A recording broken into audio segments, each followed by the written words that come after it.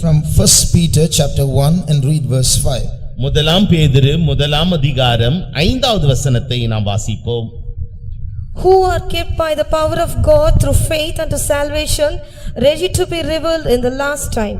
கடைசி காலத்திலே வெளிப்பட ஆயத்தமாக்கப்பட்டிருக்கிற ரட்சிப்புக்கு ஏதுவாக விசுவாசத்தை கொண்டு தேவனுடைய பலத்தினாலே காக்கப்பட்டிருக்கிற உங்களுக்கு அந்த சுதந்திரம் பரலோகத்திலே வைக்கப்பட்டிருக்கிறது. Now I'm going to pick out only that phrase, kept by the power of God. தேவனுடைய வல்லமையினாலே காக்கப்பட்டிருக்கிற என்கிறதான அந்த பகுதியை மாத்திரமே நான் இப்பொழுது உங்களோடு கூட பகிர்ந்து கொள்ளப்பட்டிருக்கிறேன். This verse says that you and I, all of us, are called to be kept by the power of God. நீங்களும் நானும் தேவனுடைய வல்லமையினாலே காக்கப்பட்டு வருகிறோம். So that word kept is not just protection, we are being maintained by the power of God. நாம் அந்த ஆங்கில பதத்திற்கு நாம் காக்கப்பட்டு வருகிறோம் என்று பொருள். We are being maintained. நாம் அதை பாதுகாத்துக் கொண்டு வருகிறோம். In the world, when you buy some machines, there is what is called an annual maintenance contract, AMC.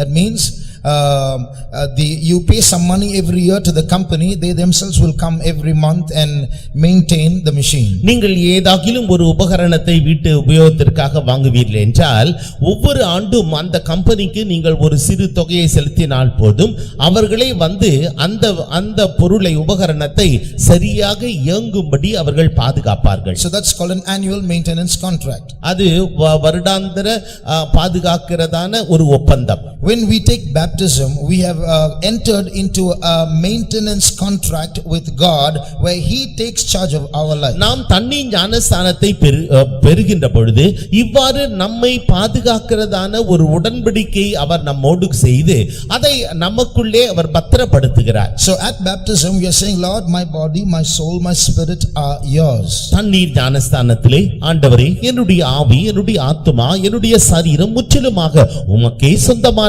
என்று நாம் சொல்லுகிறோம். After this, it's not my plans anymore.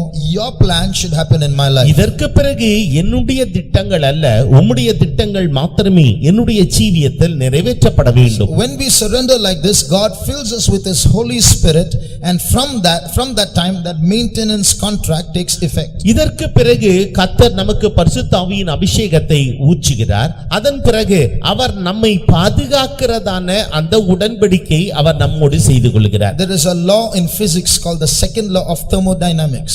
Thermodynamics இனுடைய இரண்டாவது விதி என்று ஒரு விதி உண்டு. It says that everything in this universe is getting worse and worse. This whole universe is decaying, and one day this universe will not function anymore. இந்த அண்ட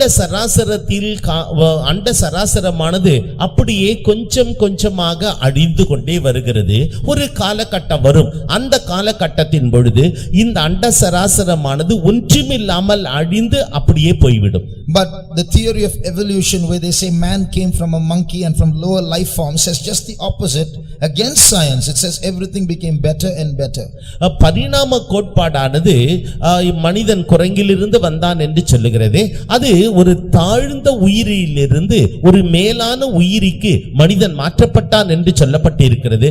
இது அந்த தெர்மோடைனமிக்ஸினுடைய கோட்பாட்டிற்கு முற்றிலும் எதிரானது. One is established science, the law of thermodynamics. The other is theory.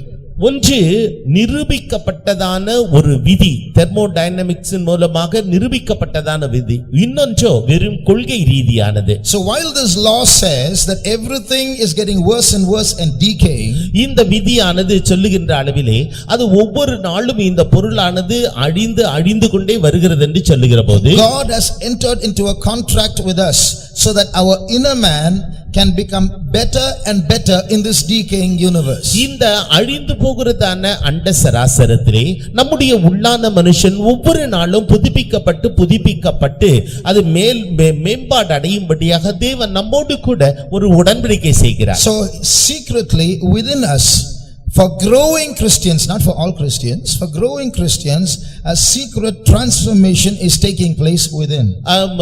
எல்லா கிறிஸ்தவர்களுக்கும் அல்ல, வளர்ந்து வருகிறதான கிறிஸ்தவர்களுக்கு உள்ளான மனுஷனிலே ஒரு உருமாற்றம் ஒன்று அது நடைபெற்றுக் கொண்டு வருகிறது. Read Romans chapter 6 and verse 5. ரோமருக்கு எழுதின நிருபம் 6ஆம் அதிகாரம் 5வது வசனம். ஆதலால் அவருடைய மரணத்தின் சாயலில் நாம் இணைக்கப்பட்டவர்களானால் அவர் உயிர்த்தெழுதலின் சாயலிலும் இணைக்கப்பட்டிருப்போம். For if we have been planted together in the likeness of his death, we shall be also in the likeness of his resurrection. So, if we have been planted together in the likeness of his death refers to baptism in the previous verse. அவருடைய மரணத்தின் சாயலில் நாம் இணைக்கப்பட்டவர்களானால் என்று சொல்லுகின்ற பொழுது முந்தின வசனத்தில் நாம் படித்தது போல அது தண்ணீர் ஞானஸ்தானத்திற்கு ஒப்பனையாக இருக்கிறது. Being planted together in the likeness of his death means when we die to our own will and surrender our will to God, then he will make a contract with us so that we can participate in our resurrection. மரணத்தின் சாயலில் நாம் இணைக்கப்பட்டவர்களானால் என்று சொல்லுகின்ற பொழுது நாம் நம்முடைய சித்தத்தை முற்றிலுமாக அவரிடத்தில் சமர்ப்பித்து அவருடைய சித்தத்தை நாம் செய்வோம் என்று நாம் ஒப்புக்கொள்வோம் என்றால், அப்படி என்றால் அந்த மேலான உயிர்த்தெழுதலிலே நாம் பங்கு பெறுவோம். So that transformation will take place. அந்த மறுரூபமாகுதல் அப்பொழுது நடைபெறும். In nature there is a process called metamorphosis. இயற்கையிலே நாம் காணுகின்ற ஒன்று வளர்சிதை மாற்றம். There are some creatures in this world that when the transformation in their growth is very drastic, so much so the initial stage and the final stage are hardly connected with each other. There's such a radical development. இயற்கையிலே காணப்படுகிறதான சில ஜீவிகள் உண்டு. அவைகள் பிறப்பிலிருந்து அவைகள் முற்றிலுமாக வளர்ச்சி அடைகின்ற வகையிலே நாம் பார்ப்போம் என்றால் அவைகளுக்குள்ளே நடைபெறுகிறதான அந்த உரு மாற்றங்களானது மிகவும் வேகமாக அந்த வளர்சிதை மாற்றங்கள் காணப்படுகிறது.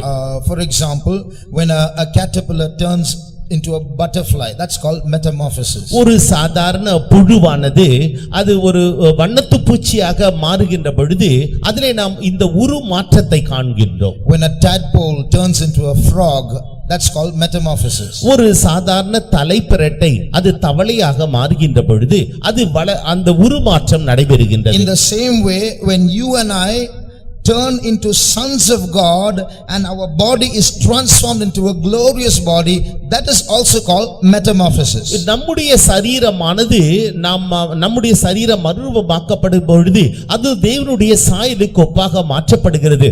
அதுவும் கூட ஒரு முழு மாற்றம் தான்.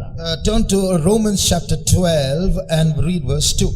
ரோமருக்கு எழுதின நிருபம் 12ஆம் அதிகாரம் 2வது வசனம். Be ye transformed. நீங்கள் மறுரூபமாகுங்கள். You know what's the Greek word for that word transformed? அந்த மறுரூபமாகுங்கள் என்கிறதான பதத்திற்கு கிரேக்க பதம் என்னவென்று உங்களுக்கு தெரியுமா? Metamorpho. அது உருமாற்றம்.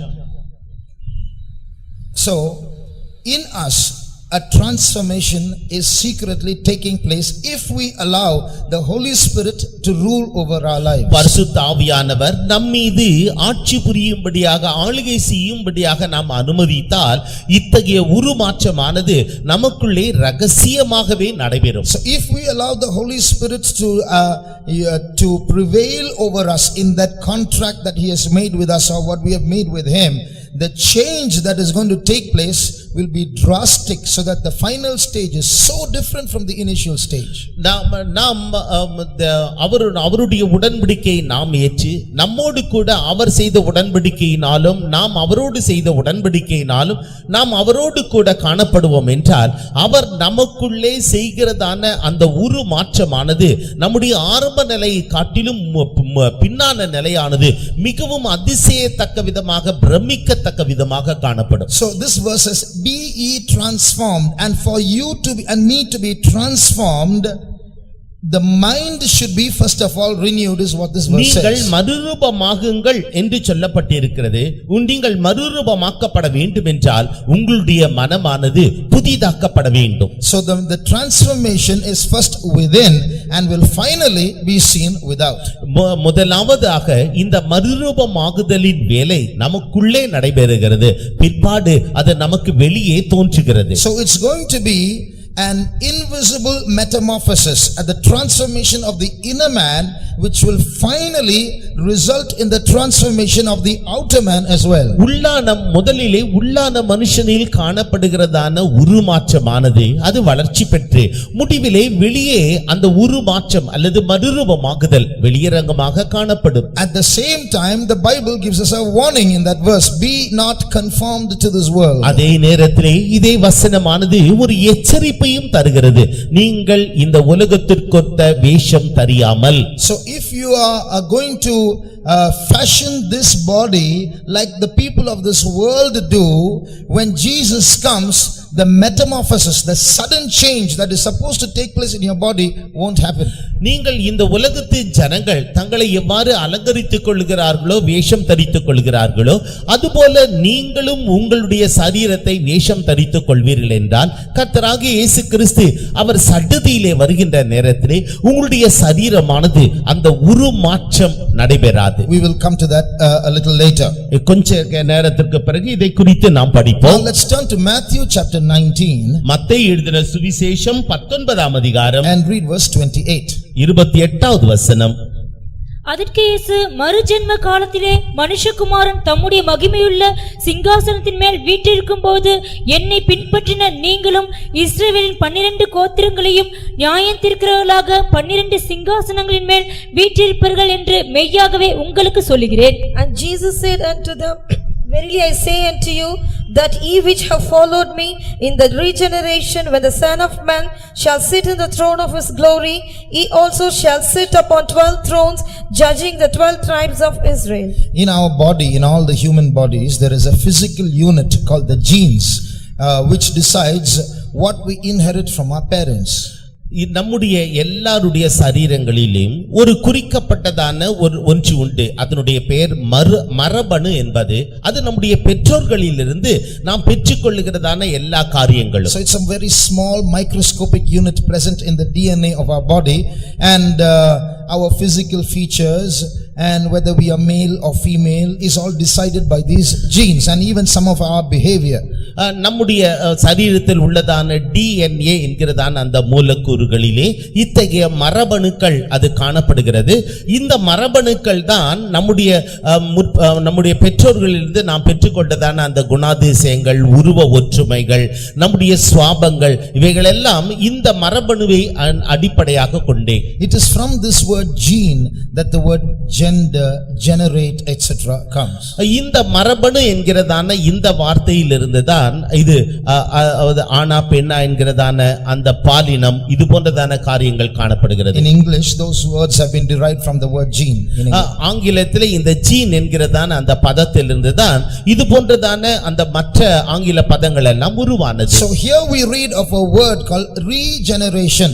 இங்கு நாம் புதிதாக்கப்பட்டுகிறோம், மறுஜென்மம் என்று சொல்லப்பட்டிருக்கிறது. So regeneration means we are going to get a body that is regened. That means even our genes are going to change when the transformation, the metamorphosis takes place. நம்முடைய சரீரத்திலே இந்த உருமாற்றம் அல்லது மறுரூபமாகுதல் நடைபெறுகின்ற பொழுது நம்முடைய சரீரத்திலே காணப்படுகிறதான இந்த மரபணுக்களும் கூட அவைகள் முற்றிலுமாக மாற்றப்படும். So when Jesus was speaking to his disciples, to his 12 disciples, he was saying in the regeneration, and he said what is going to take place. கர்த்தராகிய இயேசு கிறிஸ்து தம்முடைய 12 சீஷர்களோடு கூட பேசிக் கொண்டிருந்ததான அந்த காலகட்டத்திலே அவர் மறுஜென்ம காலத்திலே எவ்வாறு என்ன காணப்படும் என்பதை குறித்து அவர் சொன்னார். He was speaking about the millennial 1000-year reign when you and I are going to be in this world in our transformed metamorphized body. நம்முடைய மறுரூபமாக்கப்பட்ட உருமாற்றம் செய்யப்பட்டதான அதே சரீரத்தில் இதே உலகத்தில் தானே 1000 வருட அரசாட்சியிலே நாம் எவ்வாறு காணப்படுவோம் என்பதை குறித்து தான் அவர் அன்றைக்கு சீஷர்களோடு அவர் பேசிக் கொண்டிருந்தார். So Jesus told the disciples, you are going to sit on 12 thrones in the regeneration in your resurrected bodies, and you are going to judge the 12 tribes of Israel. நீங்கள் மறுஜென்ம காலத்திலே நீங்கள் உருமாற்றம் செய்யப்பட்டதான அந்த சரீரத்தோடு 12 சிங்காசனங்களிலே நீங்கள் அமர்ந்து கொண்டு நீங்கள் ஜனத்தாரை நியாயம் விசாரிக்க போகிறீர்கள், ஆளுகை செய்ய போகிறீர்கள் என்று அவர் சொன்னார். What is the new genes that God gives us? தேவன் நமக்கு தருகிறதான அந்த புதியதான மரபணு என்ன? We must remember that we are born again, and then when we take baptism, we are born of water. We receive the Holy Spirit, we are born of the Holy Spirit. நாம் மறுபடியும் பிறந்தவர்கள் என்றும் தண்ணீர் ஞானஸ்தானத்தை நாம் பெற்றுக்கொண்ட பொழுது நாம் தண்ணீரினால் பிறந்தவர்கள் என்றும் பரிசுத்த ஆவியின் அபிஷேகத்தை நாம் பெற்றுக்கொண்ட பொழுது நாம் ஆவியினால் பிறந்தவர்கள் என்றும் நாம் நினைவில் வைத்துக் கொள்ள வேண்டும். So when these three births take place within us, there a new creature is slowly become found within us. நாம் இத்தகைய மூன்று பிறப்புகளையும் பெற்றுக்கொள்கின்ற பொழுது நமக்குள்ளே ஒரு புதிய சிருஷ்டியானது நமக்குள்ளே பிறந்து வளருகிறது. So when we are born again, the Bible says we are born of God, born of the word of God. நாம் மறுபடியும் பிறந்த பொழுது நாம் தேவனால் பிறந்தவர்கள் என்றும் தேவனுடைய வார்த்தையினாலே நாம் பிறந்தவர்கள் என்றும் வேத வசனம் சொல்லுகிறது. This word born in the Bible, again in the Greek word, the word genome or genes is used. Again, இந்த பிறப்பு என்கிறதான இந்த வேத வசனத்திலே அதற்கு கிரேக்க பதமானது ஜீன், அதாவது மரபணு என்று அங்கு சொல்லப்பட்டிருக்கிறது. So when we are born of God, when the new creature is formed within us, God's genes come into us. நாம் மறுபடியும் பிறக்கின்ற பொழுது நாம் தேவனால் பிறக்கின்ற அனுபவத்தை பெற்றுக்கொள்கிறோம். அப்பொழுது தேவனுடைய அந்த மரபணுவானது நமக்குள்ளே பிரவேசிக்கிறது. So inside us, secretly, without our knowledge, like a caterpillar in a cocoon, the inner man is slowly developing and putting on God's genes.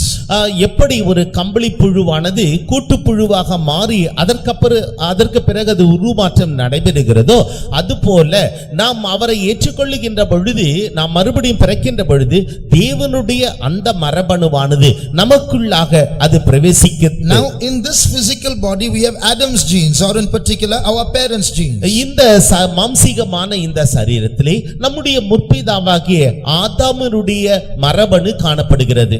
But now in this verse in Matthew 19 we just read about regeneration, or a regening process is taking place. மத்தேயு எழுதின சுவிசேஷம் 19ஆம் அதிகாரத்திலே நாம் 28வது வசனத்திலே நாம் வாசித்தது போல மறு ஜென்ம காலத்திலே நாம் அவருடைய மரபணுவை பெற்றுக்கொள்கிறோம். So but in these genes which we inherit from our parents, we inherit some good and we inherit a lot of bad also.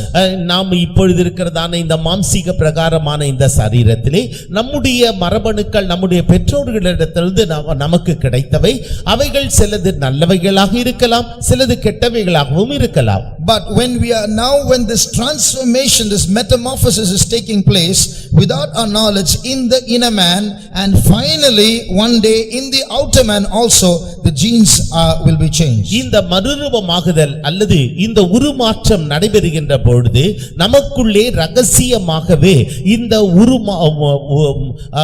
உருமாறுதல் அது நடைபெற்று அது வெளியே காணப்படும். So in the millennium and after that in eternity, we are going to be in a different body, in a glorified body with God's genes in it. 1000 வருட அரசாட்சியிலேயும் அதற்கு பிறகு வரப்போகிறதான நித்தியத்திலேயும் கூட தேவனுடைய அந்த மரபணுவை பெற்றவர்களாக முற்றிலும் மகிமை பொருந்தினவர்களாக வித்தியாசமானவர்களாக நாம் காணப்படுவோம். That's why in the millennium and in eternity after our resurrection we won't sin, because God's gene is in us. நம்முடைய சரீரத்தில் தேவனுடைய அந்த மரபணு இருக்கின்றபடியினாலே 1000 வருட அரசாட்சியிலும் அதற்கு பிறகு வரப்போகிறதான நித்தியத்திலேயும் நாம் ஒருபோதும் பாவம் செய்ய மாட்டோம். 1 John chapter 3 verse 9. முதலாம் யோவான் 3ஆம் அதிகாரம் 9வது வசனம். தேவனால் பிறந்த எவனும் பாவம் செய்யான், ஏனெனில் அவருடைய வித்து அவனுக்குள் தரித்திருக்கிறது, அவன் தேவனால் பிறந்தபடியினால் பாவம் செய்ய மாட்டான். Whosoever is born of God doth not commit sin, for his seed remaineth in him, and he cannot sin, because he is born of God. The word seed there in Greek is called sperma. With என்கிறதான ஒரு வார்த்தை இங்க இருக்கிறது, அது கிரேக்க பதத்திலே sperma என்று அழைக்கப்படுகிறது. So through God's seed that those genes come into us, and we will get the power not to sin. தேவனுடைய வித்து நிமித்தமாக அவருடைய மரபணுவானது நமக்குள்ளே வந்து அதன் நிமித்தமாக நாம் இனிமேல் பாவம் செய்யாத ஒரு நிலவரத்திற்குள் கடந்து So வருகிறோம். it's not simply being born again, it's being born of God. ஏதோ மறுபிறப்பு என்பதல்ல, அது தேவனால் பிறக்கிறதான ஒரு அனுபவம். So that's why we are called children of God or sons of God. ஆகவே தான் தேவனுடைய பிள்ளைகள், தேவனுடைய புத்திரர் என்று நாம் அழைக்கப்படுகிறோம். Before we carry on, just an aside, a diversion, in heaven will we recognize each other? பரலோகத்திலே நாம் ஒருவரையொருவர் கண்டுகொள்ள முடியுமா? That means when we are regened and we are regenerated and we have a new body, a metamorphosed body, will our features be the same so that our normal human beings can recognize us? நாம் பரலோகத்திற்கு செல்லுகின்ற பொழுது ஒரு மறுரூபமாக்கப்பட்ட சரீரத்தோடு உருமாற்றம் செய்யப்பட்டதான ஒரு சரீரத்தோடு நாம் காணப்படுவோம். நமக்கு இருக்கிறதான அந்த அங்க அடையாளங்கள் அப்படியே அது காணப்படுமா? நாம் ஒருவரையொருவர் அங்கு கண்டு கொண்டு இனம் புரிந்து கொள்ள முடியுமா? Now if you are transformed and I am transformed, maybe we can recognize each other if both of us are transformed. நீங்கள் மறுரூபமாக்கப்பட்டாலோ அல்லது நான் மறுரூபமாக்கப்பட்டாலோ அப்பொழுது நீங்கள் நம் ஒருவரையொருவர் கண்டு கொள்ளலாம். But if a person in his human body and in the millennium we are in our resurrected bodies, if there are some old friends down there who have survived the tribulation period, whether they will recognize us is a question. ஒரு கேள்வி என்னவென்றால், நாம் மறுரூபமாக்கப்பட்ட சரீரத்தோடு 1000 வருட அரசாட்சியிலே பங்கு பெறுகிறோம் என்று வைத்துக் கொள்ளுங்கள். அப்பொழுது நம்முடைய பழைய நண்பர்கள் யாராகிலும் வருகையிலே கைவிடப்பட்டு அதற்கப்புறம் 1000 வருட அரசாட்சியிலே வருபவர்கள், அவர்கள் மாம்சீக சரீரத்தில் இருக்கும் பொழுது அவர்கள் நம்மை இனம் கண்டு கொள்ள முடியுமா? That's a question. அதுதான் கேள்வி.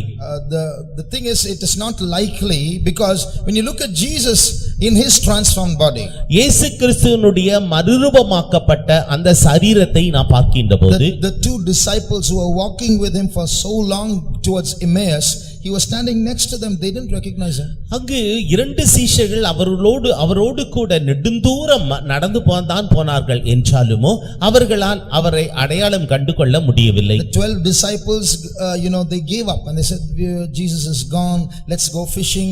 And while they were in their boats, all of them, Jesus stands on the shore and asks, children, have you any meat? They say no. They didn't even know it was Jesus. இயேசு கிறிஸ்து அவர் மரித்து உயிர் தெழுந்த பிறகு அப்பொழுது இந்த சீஷர்கள் நினைத்தார்கள், அவ்வளவுதான், இயேசு அப்படியே போய்விட்டார் என்று நினைத்து அவர்கள் அனைவருமே மீன்பிடிக்க போய்விட்டார்கள். அப்பொழுது அவர்கள் படவிலே ஏறி மீன்பிடித்துக் கொண்டிருந்த பொழுது இயேசு கிறிஸ்து தாமே அந்த மறுரூபமாக்கப்பட்ட சரீரத்தோடு கடற்கரையிலே நின்று கொண்டு, பிள்ளைகளே, நாம் சாப்பிடுவதற்கு ஏதாகிலும் இருக்கிறதா என்று அவர்களை கேட்ட பொழுது அவர்கள் ஒன்றுமில்லை என்று அப்படியே வெறுமனே சொல்லிவிட்டார்கள். ஏனென்றால் அவர்களுக்கு இயேசுவை கண்டுகொள்ள முடியவில்லை. Then Jesus said, cast your net to the right side of the ship. They cast the net and plenty of, hey, we've heard this somewhere before. Who's that on the shore? Hey, Jesus. அப்பொழுது இயேசு அவர்களை பார்த்து, உங்களுடைய வலையை வலது பக்கம் போடுங்கள் என்று சொன்ன பொழுது அவர்கள் வலையை போட்டு அதிகப்படியான மீன்களை பிடித்த பொழுது, நாம் இந்த சத்தத்தை எங்கேயோ கேட்டிருக்கிறோமே, அது யார்? அது இயேசு என்று அப்பொழுதுதான் அவர்கள் உணர்ந்தார்கள். When Mary Magdalene, who was so intimate with Jesus, saw Jesus personally, the Bible says she didn't recognize him. மகதலேனா மரியாள் இயேசுவோடு கூட அவள் மிகவும் நெருங்கி நடந்தவள். அவள் இயேசுவை, உயிர்த்தெழுந்த இயேசுவை அவள் கண்ட பொழுது அதை அவர் இயேசு என்று அறியாமல் இருந்தார். Read that, John 20 verse 14. யோவான் எழுதின சுவிசேஷம் 20ஆம் அதிகாரம் 14வது வசனம். இவைகளை சொல்லி பின்னாக திரும்பி இயேசு நிற்கிறதை கண்டாள், ஆனாலும் அவர் இயேசு என்று அறியாதிருந்தாள்.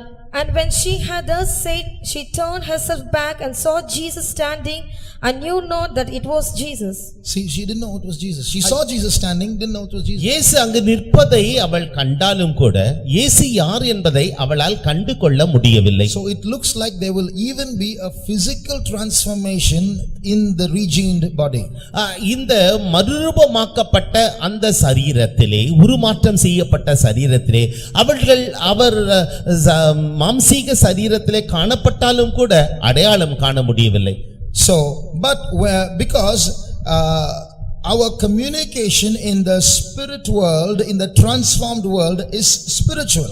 ஆவிக்குரிய உலகத்திலே நம்முடைய தொடர்பானது ஆவிக்குரிய ரீதியாக அது காணப்படும். You know, when we go to heaven, you won't need English and Telugu and Tamil and any of these languages anymore. நீங்கள் பரலோகத்திற்கு செல்லுவீர்கள் என்றால் அங்கு உங்களுக்கு தமிழோ தெலுங்கோ மலையாளமோ ஆங்கிலமோ எந்த மொழியும் உங்களுக்கு தேவைப்படாது. Just imagine you go to heaven and people from 2000 languages come to heaven. நீங்கள் பரலோகத்திற்கு செல்லுகின்ற பொழுது 2000 மொழிகள் பேசுகிறதான அந்த ஜனங்கள் எல்லாரும் அங்கு இருக்கிறார்கள். And Jesus preaches one sermon and there will be 2000 interpreters standing on the side. கர்த்தராகிய இயேசு கிறிஸ்து ஒரு பிரசங்கம் செய்தார் என்றால் அதை மொழிபெயர்ப்பதற்காக 2000 மொழிபெயர்ப்பாளர்கள் அங்கு இருக்க வேண்டும். You can listen to one sentence and go to sleep and after 3 days come back for the next sentence. நீங்கள் ஒரு வாக்கியத்தை கேட்டுவிட்டு அதற்கு பிறகு நீங்கள் தூங்க போய்விட்டு 3 நாள் கழித்து அதற்கு பிறகு வருவீர்கள். அடுத்த வரிக்காக வருவீர்கள். That's not how it's going to be. அது அவிதமாக இருக்காது. When Jesus speaks in eternity, it's not verbal languages, that's this body language. In the regenerated body, our spirit can understand his spirit. He will just communicate in the spirit and we will grab it in the spirit. பரலோகத்திலே கர்த்தராகிய இயேசு கிறிஸ்து பேசுவார் என்றால் அது வார்த்தைகளால் நாம் கேட்கிறதான இந்த பாஷைகளினாலே மொழிகளினாலே இருக்காது. அது அந்த ஆவிக்குரிய மரபணுக்களின் மூலமாக அவர் பேசுகிறதான அந்த காரியத்தை நம்மால் கிரகிக்க முடியும். அதே மரபணுக்களின் மூலம் ஆவிக்குரிய மரபணுக்களின் மூலமாக அவருக்கு மறு உத்தரவும் சொல்ல முடியும். May not be through the genes, but from spirit to spirit the communication will take place. ஆவி உலகத்திலே ஆவிக்கு ஆவி ஒரு தொடர்பு அதற்கு உண்டு. But for you and I to get there and be in that body, for that transformation to take place, today God must take control our spirit, soul and body. நாம் அந்த ஆவிக்குரிய ஆவி உலகத்திலே சென்று அந்த நாம் ஒருவருக்கொருவர் பேசிக்கொள்ள ஒருவருக்கொருவர் கேட்க நாம் இன்றைக்கே தெய்வன் தாமே நம்முடைய ஆவி ஆத்துமா சரீரத்தை முற்றிலுமாக அவர் தன்னுடைய கட்டுப்பாட்டிற்குள்ளாக கொண்டு வர வேண்டும். Every now and then we must renew our contract with God. Lord, I am thine. ஆண்டவரே நான் உமக்கு மாத்திரமே சொந்தம் என்கிறதான அந்த உடன்படிக்கை நாம் எப்பொழுதுமே அவரோடு கூட புதுப்பித்துக் கொள்ள வேண்டும். Now for this contract to be preserved and for God to do that inner work of transformation within us, many things have to be done. நம்முடைய உள்ளான மனுஷனிலே ஒரு உருமாற்றம் நடைபெறுவதற்காக இந்த உடன்படிக்கையை புதுப்பித்துக் கொள்ள நாம் அநேக காரியங்களை செய்ய வேண்டியவர்களாக இருக்கிறோம். But I will just place 2 or 3 points before you. 2 அல்லது 3 குறிப்புகளை மாத்திரம் நான் உங்கள் முன்பாக சமர்ப்பிக்க விரும்புகிறேன். One is in Philippians chapter 3 and verse 21. பிலிப்பியர் 3ஆம் அதிகாரம் 21வது வசனம். Who shall change our vile body, that it may be fashioned like unto his glorious body, according to the working whereby he is able even to subdue all things unto himself. அவர் எல்லாவற்றையும் தமக்கு கீழ்ப்படுத்திக் கொள்ளத்தக்க தம்முடைய வல்லமையான செயலின்படியே நம்முடைய அற்பமான சரீரத்தை தம்முடைய மகிமையான சரீரத்துக்கு ஒப்பாக மறுரூபப்படுத்துவார். So for this glorious body to for this transformation to take place into a glorious body, our body should primarily be a vile body.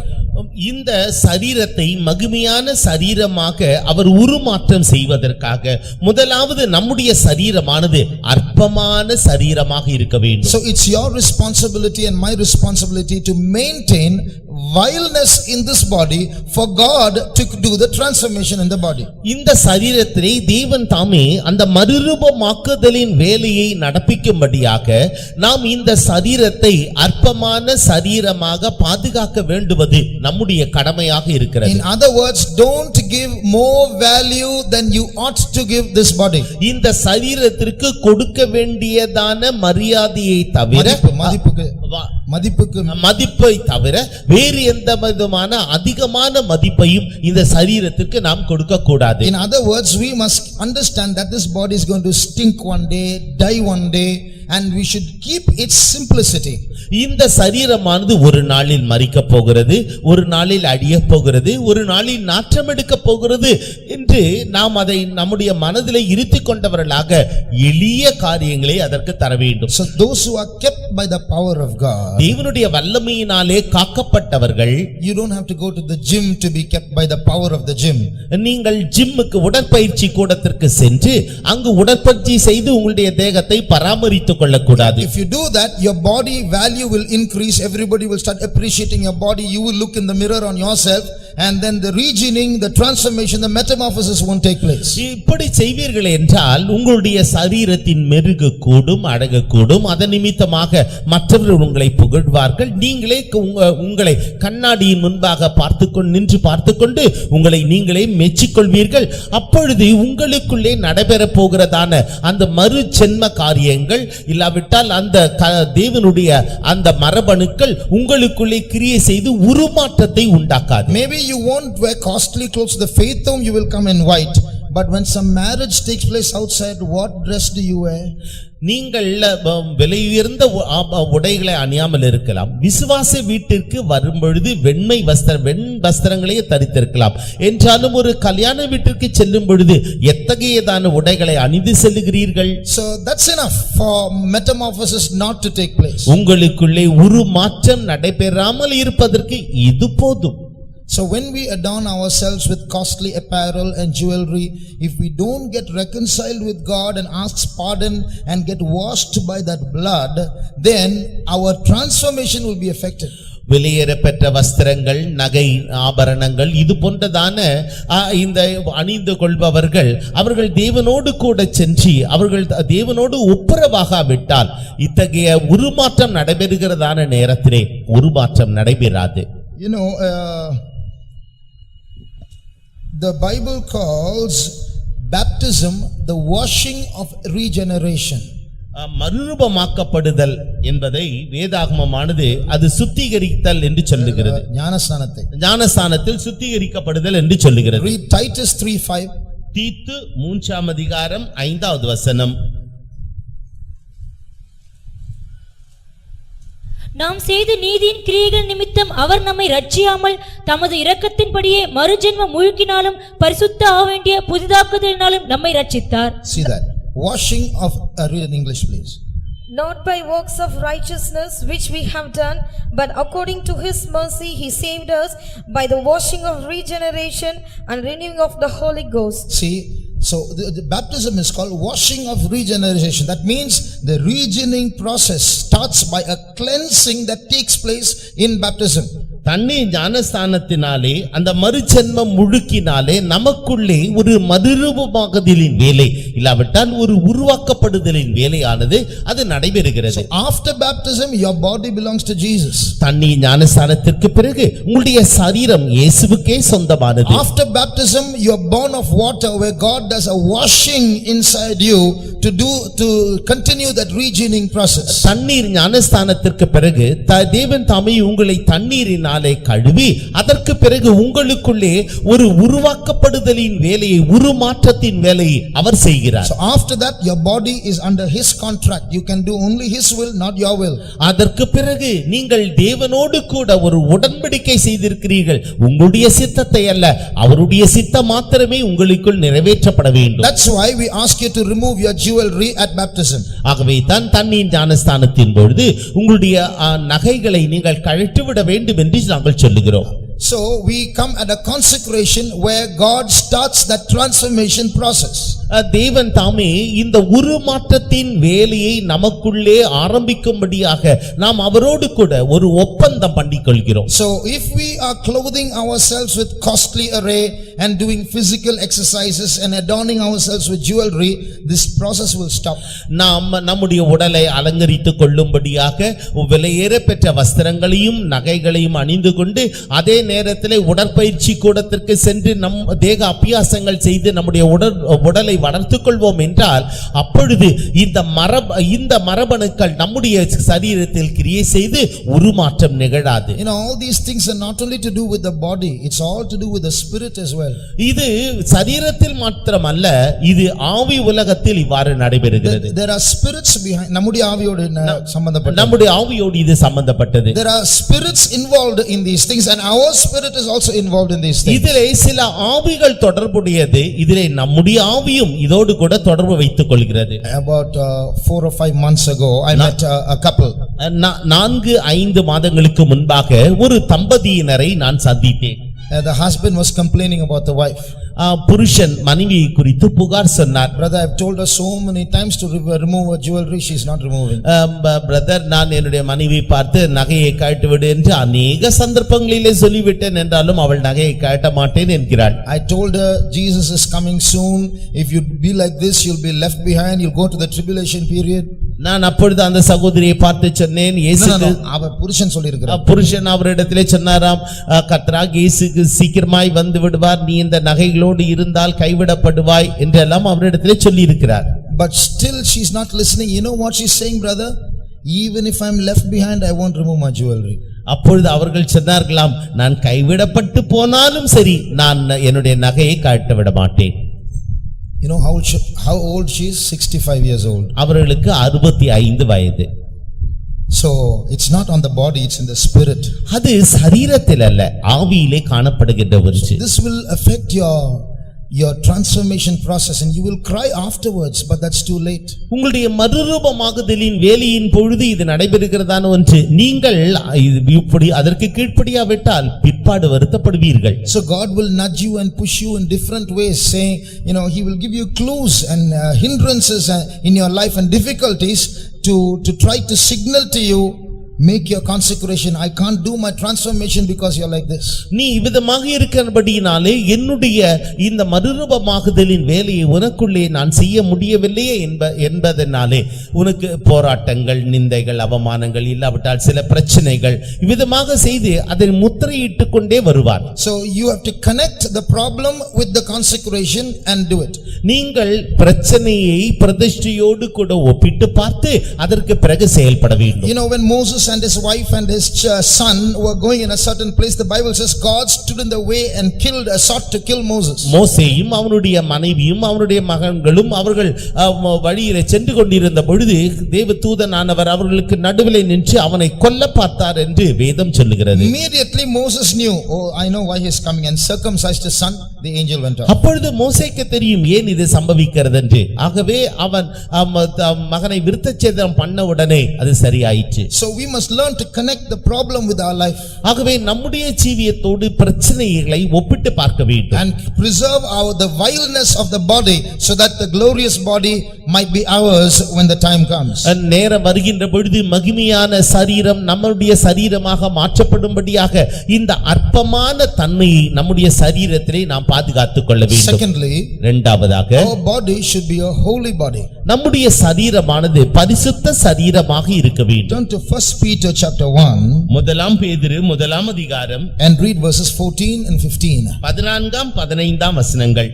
நீங்கள் முன்னே உங்கள் அறியாமையினாலே கொண்டிருந்த இச்சைகள்படி இனி நடவாமல் கீழ்ப்படுகிற பிள்ளைகளாயிருந்து உங்களை அழைத்தவர் பரிசுத்தராய் இருக்கிறது போல நீங்களும் உங்கள் நடக்கைகள் எல்லாவற்றிலேயும் பரிசுத்தராய் இருங்கள்.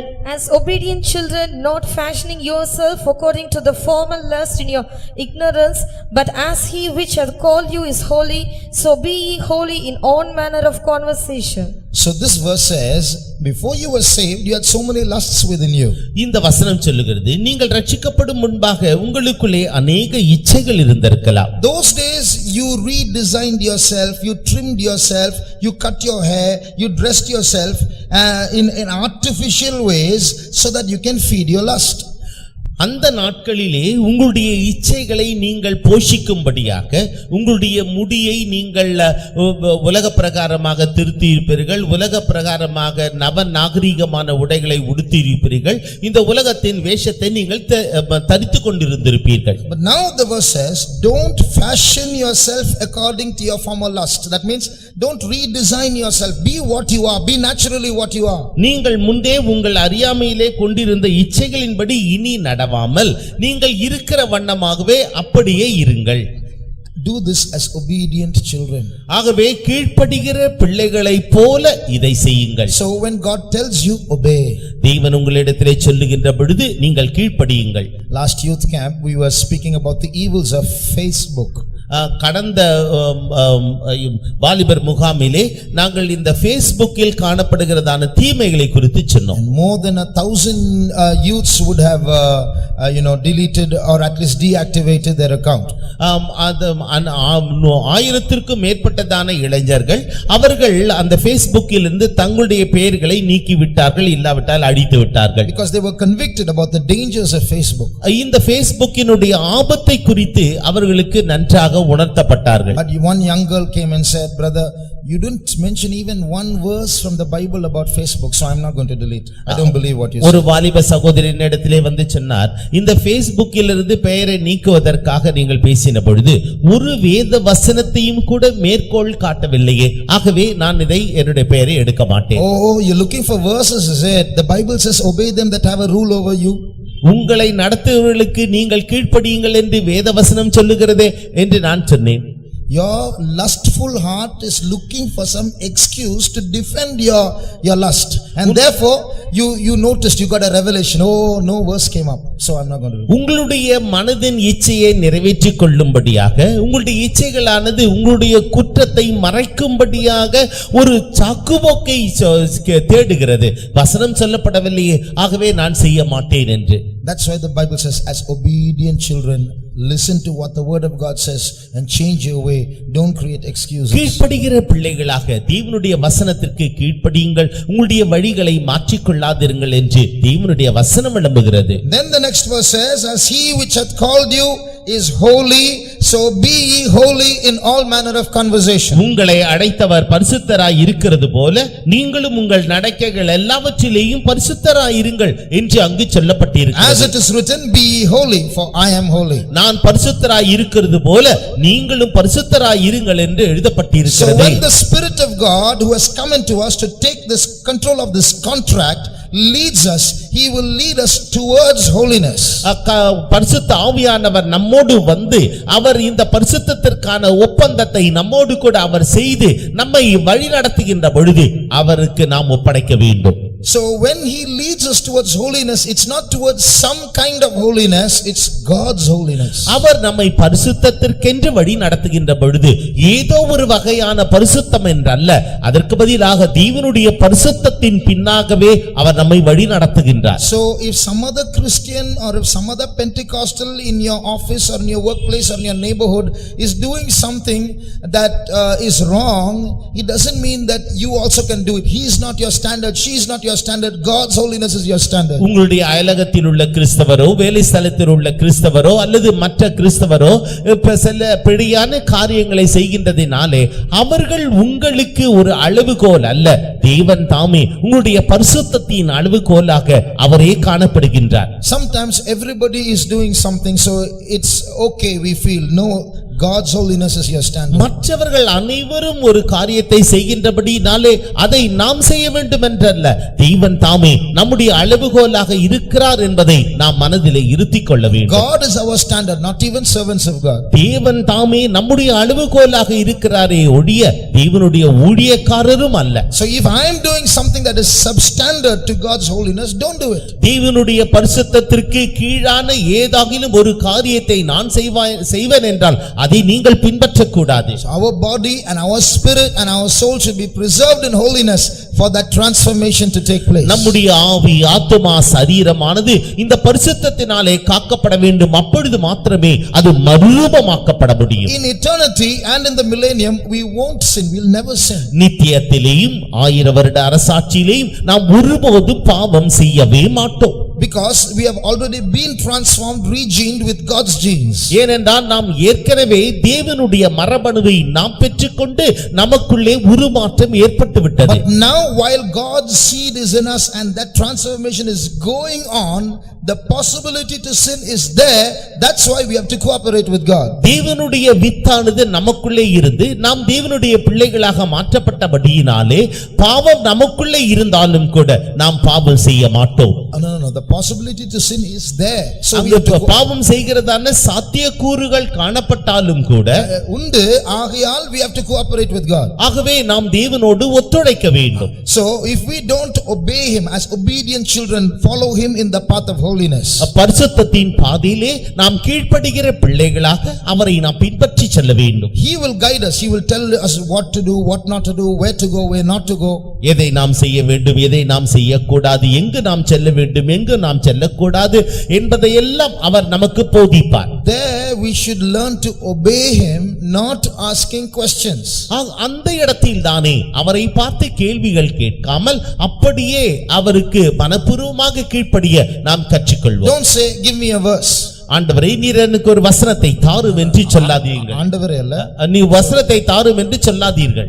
So first obey, then ask for verses. முதலாவது நீங்கள் கீழ்ப்படியுங்கள், பிற்பாடு நீங்கள் வசனத்திற்காக கேளுங்கள். Then the Holy Spirit will be able to lead us. அப்பொழுது பரிசுத்த ஆவியானவர் நம்மை வழி நடத்துவார். Thirdly, மூன்றாவதாக our body should be maintained only by God, not by doctors. நம்முடைய சரீரமானது தேவனால் மாத்திரம் பாதுகாக்கப்பட வேண்டுமே ஒழிய மற்றவர்களால் மருத்துவர்களால் அல்ல. So we are kept by the power of God. நாம் தேவனுடைய வல்லமையினாலே காக்கப்பட்டு வருகிறோம். Through faith in that power of God, விசுவாசத்தினாலே தேவனுடைய வல்லமையினாலே நாம் காக்கப்பட்டு வருகிறோம். One day, ஒரு நாளிலே one brother was sharing an experience. ஒரு சகோதரர் தன்னுடைய அனுபவத்தை பகிர்ந்து கொண்டு வந்தார். He was developing this conjunctivitis, the eye what's that, medrasai. ஒரு சகோதரருக்கு அவருடைய கண்ணிலே அந்த மெட்ராசை என்று சொல்லப்படுகிறதான கண்ணோய் உண்டாயிற்று. So it was just starting. அது அப்பொழுதுதான் ஆரம்ப கட்டம். So some old gentleman said, you take these small onions and squeeze the juice into your eye. அப்பொழுது ஒரு வயதான ஒரு நபர் சொன்னாராம், நீ சின்ன வெங்காயத்தை எடுத்து அதை அப்படியே உன்னுடைய கண்ணிலே பிழிந்து விடு. And he squeezed it into his eye. அவர் தன்னுடைய கண்ணிலே அந்த சின்ன வெங்காயத்தை எடுத்து பிழிந்து விட்டார். 5 minutes terrible burning sensation. 5 நிமிட நேரத்திற்கு கடுமையான எரிச்சல். Then he said, then it went off, the eye pain. அப்பொழுது அதற்கு பிறகு அவர் சொன்னார், அதற்கு பிறகு இந்த கண் நோய் போய்விட்டது. He was testifying as though it was a big achievement. அது ஏதோ ஒரு தான் சாதித்து விட்டதை போல ஒரு சாட்சி சொன்னார். So I told him, by his onion you were healed. அப்பொழுது நான் அவரை பார்த்து சொன்னேன், அந்த சிறிய வெங்காயத்தின் மூலமாக நீங்கள் சுகமாக்கப்பட்டீர்கள், அவருடைய வெங்காயத்தினாலே குணமானீர்கள் என்று சொன்னேன். So he is laughing and saying, what to do brother, this kind goeth not but by onions. இந்த ஜாதி பிசாசு வெங்காயத்தினால் ஒளிய போகாது, அவர் சொன்ன வார்த்தை திருப்பி சொல்றாரு. So he is quoting verses and substituting God's power with onions. இப்பொழுது தேவனுடைய வல்லமைக்கு மாற்றாக வெங்காயத்தை பற்றி அவர் சொல்லிக் கொண்டு வருகிறார். So yesterday one brother died in day before yesterday one brother died in Cheyar. நேற்றுக்கு முந்தின நாளிலே செய்யாரிலே ஒரு சகோதரர் மரித்து போனார். One testimony about him was, அவரை குறித்ததான ஒரு சாட்சி என்னவென்றால், if anybody gave him anything saying have this when he was sick, அவர் வியாதிப்பட்ட பொழுது இதை நீங்கள் சாப்பிடுங்கள் என்று யாராகிலும் அவருக்கு ஏதாகிலும் தந்தால், if they say have this you will be okay, he says if I'm okay by this, then that's medicine. I don't want it. I want Jesus to heal me. இதை சாப்பிடுவதின் மூலமாக நீங்கள் சௌக்கியமாவீர்கள் என்று சொன்னால் அந்த பொருள் அப்பொழுது ஒரு மருந்தாக காணப்படுகிறது. அது ஆகவே எனக்கு இது வேண்டாம். So if you're going to hand your body to a physician to maintain your body, you're breaking your contract with God. நீங்கள் உங்களுடைய சரீரத்தை ஒரு மருத்துவரிடத்திலே ஒப்படைத்தால் நீங்கள் தேவனோடு செய்து கொண்டதான அந்த ஒப்பந்தத்தை உடைத்து போடுகிறீர்கள். So the metamorphosis won't take place. ஆகவே உருமாற்றமானது நடைபெறாது. Your hands should be touched only by pure divine hands. It should be maintained your body. உங்களுடைய சரீரத்தை தெய்வீக கரங்கள் மாத்திரமே தொட வேண்டும். Nobody else should take control of that. வேறு யாருமே உங்களுடைய சரீரத்தை ஆட்கொள்ள கூடாது. So only when these conditions are fulfilled, your body is getting prepared for the regeneration. இத்தகைய நிபந்தனைகள் எல்லாம் நிறைவேற்றப்பட்டால் மாத்திரமே உங்களுடைய சரீரமானது உருமாற்றம் நடைபெறுவதற்கு அது தகுதி படைத்ததாக மாறுகிறது. Shall we close our eyes? நாம் நம்முடைய கண்களை மூடுவோமாக. How is our cooperation with Jesus these days? இந்த நாட்களிலே நம்முடைய ஒத்துழைப்பு எவ்வாறு இயேசுவோடு காணப்படுகிறது? Are you kept by the power of God or is something else or someone else keeping you? நீங்கள் தேவனுடைய வல்லமையினாலே காக்கப்பட்டு வருகிறீர்களா இல்லாவிட்டால் வேறு ஏதோ ஒன்றினாலே நீங்கள் காக்கப்பட்டு Are வருகிறீர்களா? you able to preserve your holiness? நீங்கள் உங்களுடைய பரிசுத்தத்தை பாதுகாத்துக் கொள்ள முடிகிறதா? Husbands and wives, listen. புருஷரே மனைவிகளே கவனியுங்கள். Just because you are married, நீங்கள் விவாகம் செய்தது நிமித்தமாக it doesn't mean you can do anything. நீங்கள் எதையும் செய்யலாம் என்று நினைக்க வேண்டாம். Even in your relationship, you should preserve holiness. உங்களுடைய உறவு முறைகளிலேயும் கூட பரிசுத்தத்தை பாதுகாத்துக் கொள்ள வேண்டும். Marriage is not a permission to do what you like between yourselves. உங்கள் இருவருக்கும் இடையிலே எத்தகையதான உறவை வைத்துக் கொள்வதற்கும் விவாகமானது அனுமதி தருகிறது. Even there is a holiness to be preserved. அங்கும் கூட நீங்கள் பரிசுத்தத்தை பாதுகாக்க வேண்டும். Now this is a serious business. இது மிகவும் முக்கியத்துவம் வாய்ந்ததான ஒன்று. This is only one chance. இது ஒரே ஒரு தருணம். The door of grace is going to be shut. கிருபையின் வாசலானது மூடப்பட So போகிறது. feed on the word before those verses disappear. அந்த வார்த்தைகள் மறைந்து போகும் முன்பாக வசனத்தை மேய்ந்து கொள்ளுங்கள். When God speaks to us, let not our lust resist the word of God. Let us submit to the word of God. தேவனுடைய வார்த்தைகள் நம்மோடு பேசப்படுகின்ற பொழுது உங்களுடைய இச்சையானது தேவனுடைய வார்த்தைகளுக்கு விரோதமாக நிற்க வேண்டாம். அதற்கு நாம் கீழ்ப்படிவோம். As obedient children, let us say amen to the word of God when he speaks to us. தேவன் நம்மோடு கூட பேசுகின்ற பொழுது கீழ்ப்படுகிற பிள்ளைகளாக அவருடைய வார்த்தைகளுக்கு ஆமென் என்று சொல்லுவோமாக. Then the Holy Spirit will take control and by his power he will control and transform our body. அப்பொழுது பரிசுத்த ஆவியானவர் நம்மை முற்றிலுமாக ஆட்கொள்ளுவார். அவருடைய வல்லமையினாலே நாம் முற்றிலுமாக பாதுகாக்கப்படுவோம். பரிசுத்த ஆவியானவர் நம்முடைய சரீரத்தை ஆட்கொள்ள விரும்புகிறார். Tell in English. The Holy Spirit wants to preserve our body. பரிசுத்த ஆவியானவர் நம்முடைய தலையிலிருந்து உள்ளங்கால் வரைக்கும் நம்முடைய ஆத்துமா ஆவியை பொறுப்பெடுக்க விரும்புகிறார். The Holy Spirit wants to take control right from my head up to our foot.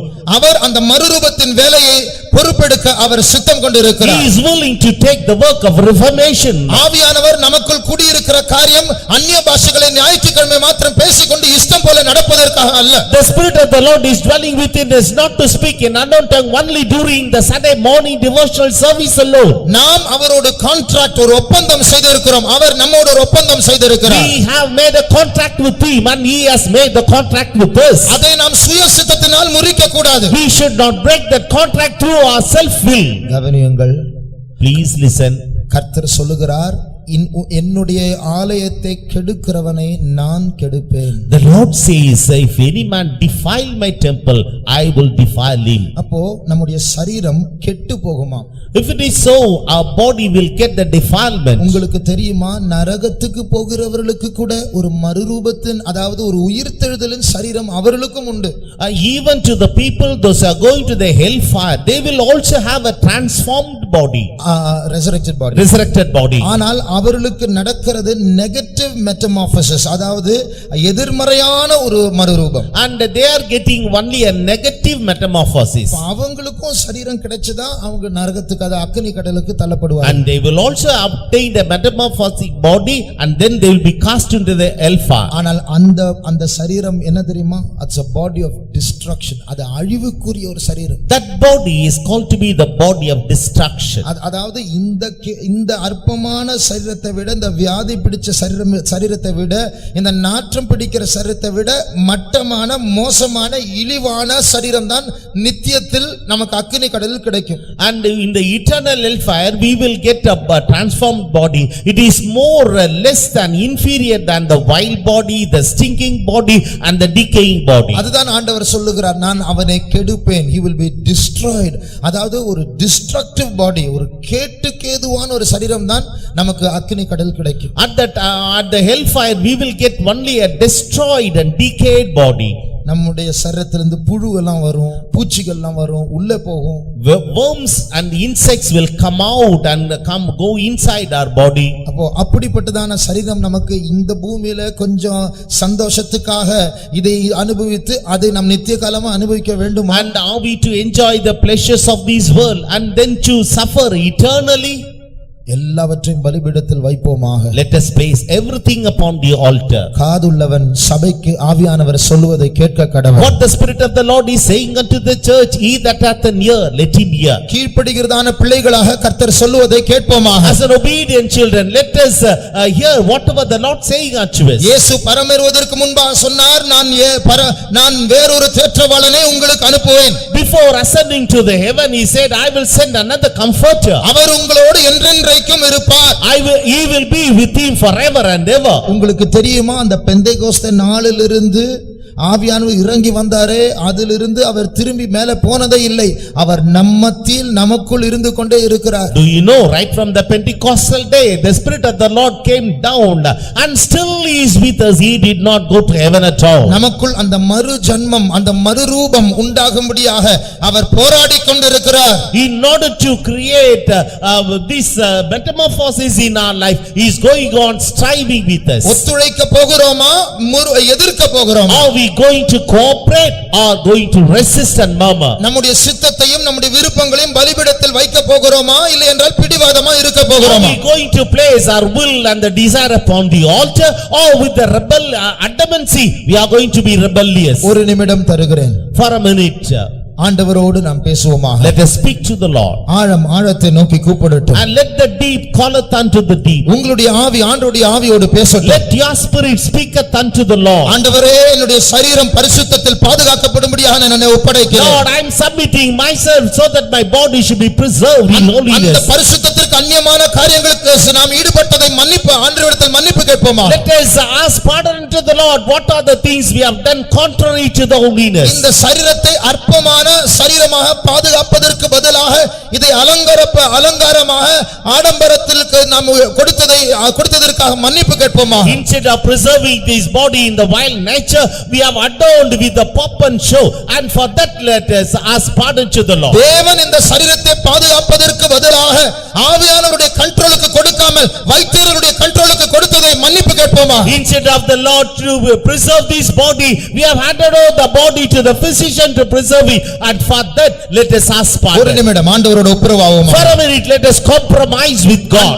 அந்த கான்ட்ராக்டை புதுப்பிப்போமா? Let us renew the contract. நம்முடைய சரீரங்கள் ஆண்டவருக்குரியது. Our body belongs to the Lord. இப்பொழுது நாம் ஆங்கில பாட்டில் பாடும் all to him ஐயோ, நான் எல்லாவற்றையும் கொடுக்க அவருக்கு கடனாளியா இருக்கிறேன். Just we sang in the English hymn, I am debtor to submit everything unto the Lord. எல்லாவற்றையும் பலிபீடத்தில் வைப்போமா? Let us place everything on the N altar. சரீரம் ஆண்டவருக்குரியது. My body belongs to the N Lord. ஆத்துமா My ஆண்டவருக்குரியது. soul belongs to the N Lord. ஆவி ஆண்டவருக்குரியது. My spirit belongs to the Lord. தேவனுடைய பிள்ளையே, கொஞ்சம் நாட்களாக அந்த மறுரூபத்தின் வேலை உங்களுடைய உள்ளத்தில் நின்று விட்டது. Oh child of God, for a short while the work of metamorphosis has not taken place in your life. ஆனால் இன்றைக்கு அந்த வேலை மறுபடியும் ஆரம்பிக்கட்டும். Today let it start now. இன்றைக்கு மறுபடியும் ஆவியானவர் ஆட்கொள்ளட்டும். Today again the Spirit of the Lord, let him take control of you. ஒரு நிமிடம் ஒப்புரவாகுமாக. For a minute, let us reconcile with him. ஆண்டவரிடத்தில் திரும்புவோமாக. Let us turn back to God. அவர் நம்மை ஆட்கொள்வார். Let him take charge of us. பேசுங்கள் ஆண்டவரோடு You just பேசுங்கள். speak to the Lord, speak to the Lord. நாங்கள் எங்களை தாழ்த்துகிறோம் அப்பா.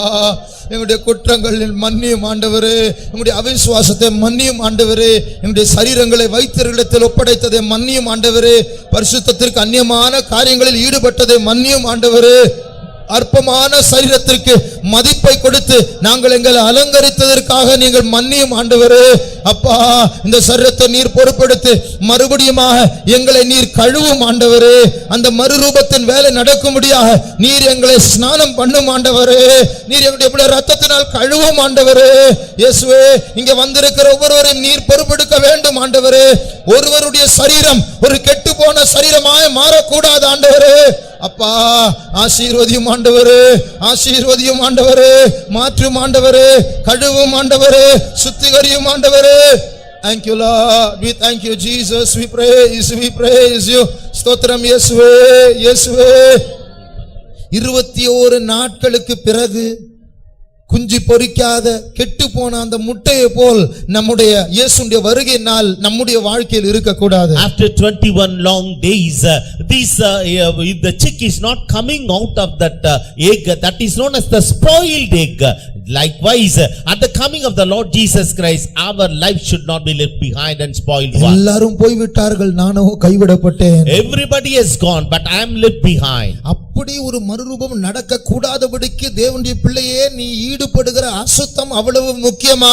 O child of God, so that the transformation should not take place within you and the evil thing that you are entangling now, is it so important? அந்தி கிறிஸ்துவனுடைய கையில் சிறைப்பட்டு போகத்தக்கதாக அவனுடைய முத்திரை உன் நெற்றியில் போடப்படத்தக்கதாக இன்றைக்கு ஆடம்பரம் அவ்வளவு முக்கியமா? Is it your pomp and show of your life is so important so that you are caught in the hands of the Antichrist and the number has been engraved on your forehead? இல்லை என்றால் இங்கே பேசப்படுகிறது ஒரு கதை என்று யோசிக்கிறீர்களா? Otherwise, do you think that all that has been spoken here is nothing but a story? பாகால் தேவனாய் இருந்தால் அவனை தொழுது கொள்ளுங்கள். If Baal is the God, you just worship him. ஆனால் கர்த்தர் தேவனாய் இருந்தால் அவரை தொழுது கொள்ளுங்கள். If the Lord is your God, worship him. இது பேசப்படுகிற தேவனுடைய வார்த்தை இருந்தால் அதற்கு ஆமென் என்று சொல்வோமா? If the words that are spoken here is the word of the Lord, let us say amen to it. ஆண்டவரோடு ஒப்புரவானவர்கள், A people those have reconciled with God. ஆவியானவர் உங்களுக்குள் அசைவாடி The Spirit கொண்டிருக்கிறார். of the Lord is moving within you.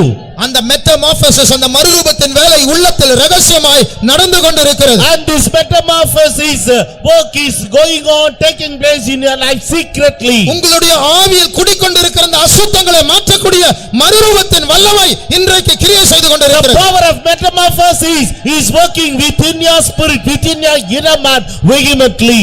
இந்த கேடுக்கேதுவான அற்பமான சரீரம் இயேசுவுடைய மறுரூபத்தின் சரீரத்துக்கு ஒப்பாய் மறுரூபப்படுத்துவார். This vile body, let God change it as a glorious body, just like unto him. இந்த கெட்டுப்போன சரீரம் மகிமையுள்ள சரீரமாய் மாறும். This spoiled body will transform as a glorious இந்த body. அழிவுள்ள சரீரம் அழியாமையை சுதந்திரித்துக் கொள்ளும். Wicked body will just put on the immortality. இந்த வியாதியுள்ள சாவுக்கேதுவான சரீரம் சாவாமையை தரித்துக் கொள்ளும். This corruptible body will put on incorruptibleness. அடிக்கடி களைத்து போகிற பலவீனமான சரீரம் பலத்தை தரித்துக் கொள்ளும். This weak body will just put on the strength of God. அந்த மறுரூபத்தின் முன் சுவையாக கர்த்தர் அவருடைய பலத்தை இப்பொழுது தந்து கொண்டிருக்கிறார். As the taste to that, the Lord is giving that strength now itself. அன்றைக்கு நடக்க போகிறது இன்றைக்கு ஒரு சாம்பிளாக கர்த்தர் உங்களை உயிர்ப்பிக்க போகிறார். The thing that is going to happen long back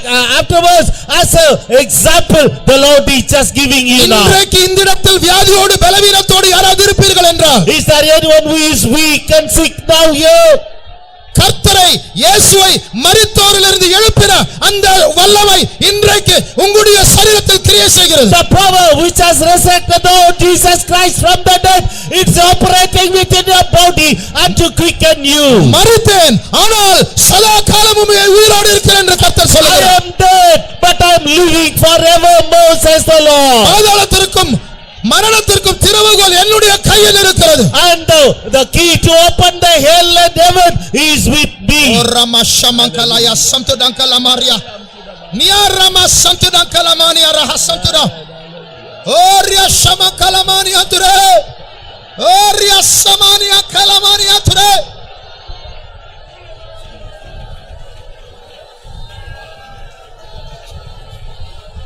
ஒரு அசுத்த ஆவி ஒரு மனுஷனுக்குள் குடியிருக்கும் போது அவன் அசுத்தமான காரியங்களை செய்வான். When an unclean spirit is dwelling within a man, he will do all the filthy things. ஆனால் உங்களுக்குள் தங்கி இருக்கிற ஆவியினுடைய பெயர் பரிசுத்த ஆவி. The spirit that is dwelling within you is called to be the Holy Spirit. உங்களுடைய ஆவிக்குள் அவர் தங்கி இருக்கிறார். He is dwelling within your spirit. உங்களுடைய ஆத்துமாவின் மறுரூபத்தை அவர் செய்து கொண்டிருக்கிறார். He is going on doing the transformation work in your soul. ஒரு நாள் வரப்போகிறது. A day is going to appear. இன்றைக்கு உங்களுடைய அற்பமான சரீரம் இயேசுவினுடைய மகிமையான சரீரத்துக்கு ஒப்பாய் மறுரூபமாகும். On that day, your vile body will transform equal to that of the glorious body of the Lord Jesus Christ. உங்களை பலிபீடத்தில் வையுங்கள். Place yourself on the altar. அக்கினி இறங்க போகிறது. And the fire is going to fall. அது வானத்திலிருந்து வருகிற அக்கினி. It is the fire coming down from heaven. பரிசுத்த ஆவியின் அக்கினி. It is the fire of the Holy Spirit. உங்களுடைய அழுக்கை மாற்றுகிற அக்கினி. It is the fire which changes all the filthiness. உங்களோடு போராடுகிற இச்சையை மாற்றுகிற அக்கினி. It is the fire which is able to change all the lust that are striving with you. பாவத்தை மாற்றி பரிசுத்தப்படுத்துகிற அக்கினி. It is the fire to convert the sin into holiness. ஆபாசத்தை உண்டு பண்ணும் ஆவியை துரத்துகிற அக்கினி. And it is the fire to chase away all the abominable things in you. Thank you, Lord. We thank you, Jesus. We praise you, Jesus. Thank you, Lord. We thank you, Lord. Oh, Ramah Shamana